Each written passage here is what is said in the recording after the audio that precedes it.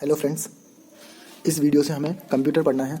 Computer के question सही होना एक डिसाइडेबल फैक्टर हो गया है कॉम्पिटिटिव एग्जाम में सिलेक्शन पाने का। तो एक बार में ही हम कंप्यूटर पढ़ के ख़त्म करते हैं और जहाँ भी जरूरत पड़ेगी ट्रिक से याद करते हुए आगे चलेंगे, जिससे पेपर के टाइम कंप्यूटर को अलग से पढ़ने का बर्डन नहीं होगा। फ्रेंड्स, ये कंप्यूटर है। 5th-6th क्लास में जब हमने सबसे पहले ड्राइंग बनाई थी तो कंप्यूटर यही बनाते थे। कंप्यूटर का मतलब होता है टू कंप्यूट करना। फॉर एग्जाम्पल, हमने कीबोर्ड में टाइप किया 8+8 कितना होता है, तो ये 8+8 डेटा हो गया जो हम दे रहे हैं कंप्यूटर को। फिर इसकी सीपीयू प्रोसेसिंग करेगा, मतलब इसका कैलकुलेशन करेगा या ऑपरेशंस करेगा इस पर, और हमें आउटपुट दे देगा। तो डेटा इनपुट हुआ, उसका प्रोसेसिंग हुआ और उसने आउटपुट दे दिया। इसी को बोलते हैं टू कंप्यूट, यानी कंप्यूट करना। कंप्यूटर शब्द ड्राइव हुआ है कंप्यूटेर से। ध्यान से देखेंगे, ये TARE है।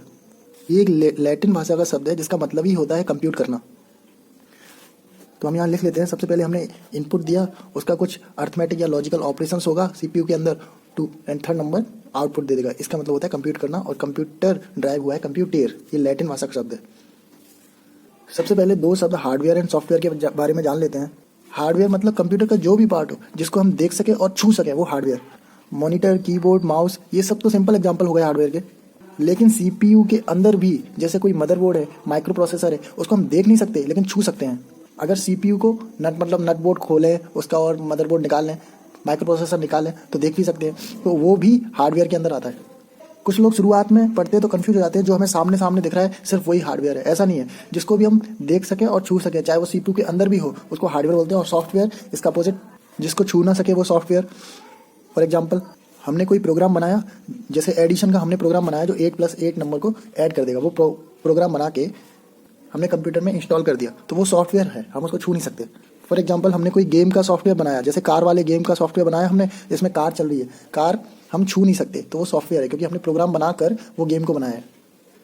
फ्रेंड्स, हालांकि कंप्यूटर सोच तो नहीं सकता, थिंक तो नहीं कर सकता, जो भी प्रोग्राम हम फिट करते हैं उसी के हिसाब से काम करता है, लेकिन फिर भी सीपीयू को हम ब्रेन ऑफ कंप्यूटर बोलते हैं।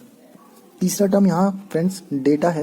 जो भी इनपुट दे रहे थे, जैसे फिलहाल हम 8+8 इनपुट दे रहे थे कीबोर्ड से, इसको डेटा बोलते हैं। जो भी हम इनपुट देते हैं उसको डेटा बोलते हैं।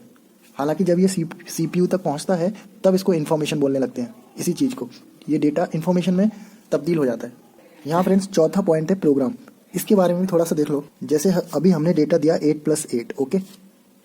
अब ये जो डेटा है वो प्रोसेसर तक जाएगा। हालांकि ये इसी शब्दों में नहीं जाएगा, मशीन लैंग्वेज में ऑटोमेटिक चेंज कर देगी इनपुट डिवाइस। जैसे 8 को 1000 लिख देगी, फिर +8 को 1000 लिख देगी। ये इनपुट डिवाइस इतना काम कर देगी, फिर ये प्रोसेसर के पास जाएगा डेटा। अब प्रोसेसर को कैसे पता चलेगा कि ये जो डेटा आया है इसका क्या करना है? तो हम क्या करते हैं, सॉफ्टवेयर इंजीनियर क्या करते हैं, इसमें प्रोग्राम फिट कर देते हैं, प्रोग्राम को इंस्टॉल कर देते हैं प्रोसेसर में। तो ये प्रोग्राम प्रोसेसर को बताता है कि ये जो डेटा आ रहा है ना, इसका क्या करना है। प्रोग्राम्स ने प्रोसेसर को बता दिया इसको एडिशन करना है, तो प्रोसेसर को पता लग गया, तो ये इसी स्टेप में ALU के पास भेज देता है डेटा को। ALU मतलब आप फिलहाल के लिए CPU ही समझ लीजिए, CPU की तरफ भेज देता है और वहाँ इसका एडिशन हो जाता है। तो फिलहाल के लिए आप प्रोग्राम को समझ के क्या होता है, प्रोग्राम सेट ऑफ इंस्ट्रक्शंस है जो प्रोसेसर को बताता है भाई जो डेटा आ रहा है, इनपुट हो रहा है, उसका क्या करना है। और यहाँ मैं एक चीज़ क्लियर कर देता हूँ, जैसे ये डेटा है, जैसे ही ये प्रोसेसर से क्रॉस होगा तब ये इंस्ट्रक्शन बन जाएगा। मैंने आपको बोला बाद में ये इंस्ट्रक्शन बनता है, इन्फॉर्मेशन बनता है। तो जैसे ही ये प्रोसेसर से क्रॉस होगा ये इन्फॉर्मेशन बन जाएगा सीपीयू के लिए।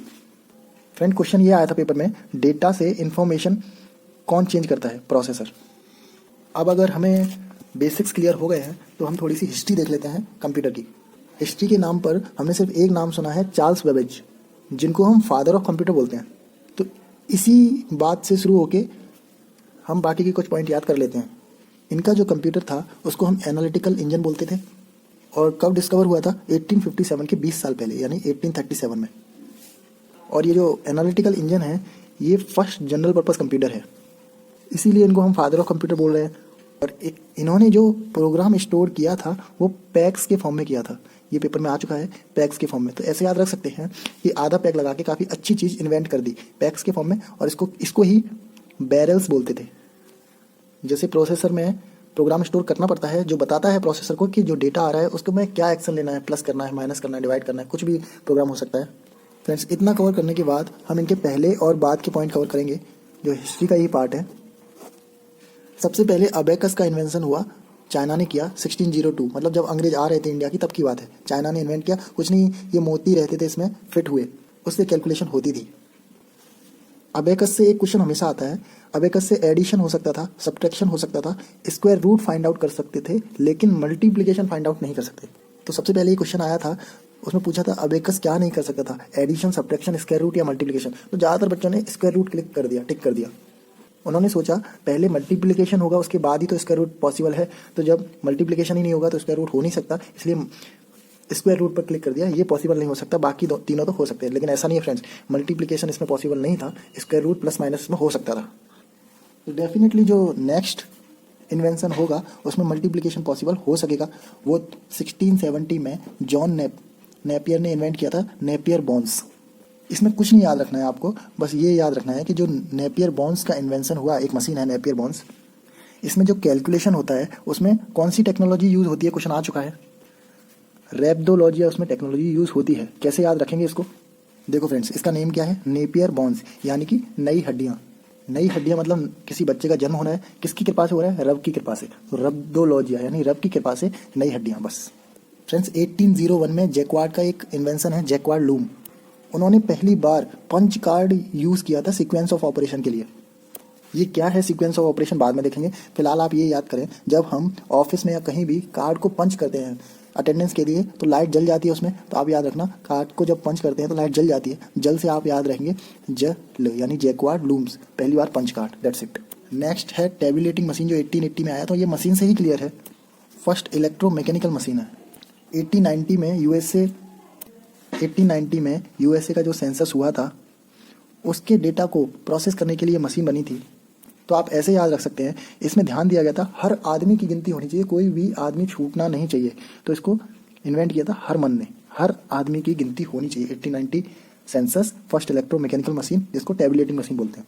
फिर नेक्स्ट है मार्क 1, 1944।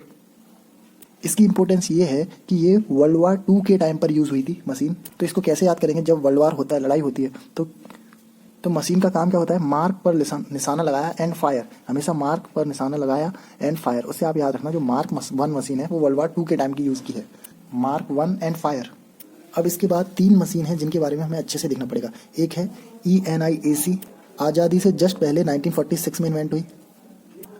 सेकेंड है EDSAC, ये आज़ादी के बाद इन्वेंट हुई 1949। एंड थर्ड है यूनिवैक, जो फर्स्ट 5 ईयर प्लान आया था तब आई थी 1951 में। ऐसे याद रखते हैं हम हिस्ट्री में, फर्स्ट 5 ईयर प्लान 51। ENIAC का फुल फॉर्म है electronic numerical integrator and computer. ये फुल फॉर्म वाला फर्स्ट टाइम आ रहा है, इसलिए ए में ज़्यादा दिमाग नहीं लगाया, ए का ओनली एंड है, ओके। नाम से ही पता लग रहा है ये फर्स्ट इलेक्ट्रॉनिक डिजिटल कंप्यूटर है। इसको बना है JP एक्रेट एंड मॉकले ने। याद रखना ENIAC को इन लोगों ने बनाया है, और आगे हम अभी यूनिवैक पढ़ेंगे, सिंपल है, यूनिवर्सल ऑटोमेटिक कंप्यूटर, उसको भी इन लोगों ने ही बनाया था। तो आप ऐसे याद रख सकते हैं, एक ही रट लगा रखी थी हर बार, मेकोले, यानी ENIAC एंड यूनिवैक इन लोगों ने ही बनाया है। सेकेंड है फ्रेंड्स EDSAC, पहली बार ये एस आया है, तो आपको आइडिया लगना चाहिए ये स्टोरेज का एस है, इसका फुल फॉर्म स्टोरेज है। इसका पूरा फुल फॉर्म है इलेक्ट्रॉनिक डिले स्टोरेज, एंड इसमें ए है ऑटोमेटिक, और यहाँ पर कैलकुलेटर है। ये कंप्यूटर नहीं है, हम ऊपर देख रहे हैं ये कंप्यूटर है, नीचे ये कंप्यूटर है, लेकिन ये कैलकुलेटर है EDSAC में। आप ऐसे याद रख सकते हैं, जब स्टोरेज होगी तो उसको कैलकुलेट करेंगे स्टोरेज को, तो स्टोरेज वाले फुल फॉर्म में लास्ट में कैलकुलेटर है, ओके। फुल फॉर्म रहेगा electronic delay storage automatic calculator. इसको बनाया था जॉन वॉन एंड मैरिस विल्कस ने। आपको याद हो रहा हो तो रख लो, अदरवाइज मत रखो। John Vaughan and Morris Wilkes. तो ये फर्स्ट कंप्यूटर हो गया जो स्टोरेज कैपेसिटी दे रहा है। Next is UNIVAC, universal automatic computer, और ये फर्स्ट जनरल पर्पस कंप्यूटर है, first general purpose computer universally accepted है। तो आप ऐसे याद रख सकते हैं, फर्स्ट जनरल पर्पस कंप्यूटर यही है। जाते जाते लास्ट में 1954 का IBM 650, इसको भी याद रखते हैं, जिसको IBM कंपनी ने बनाया था। तो फ्रेंड्स इस वीडियो में इतना ही। नेक्स्ट वीडियो में generation and computer and classification of computer देखेंगे। Thank you.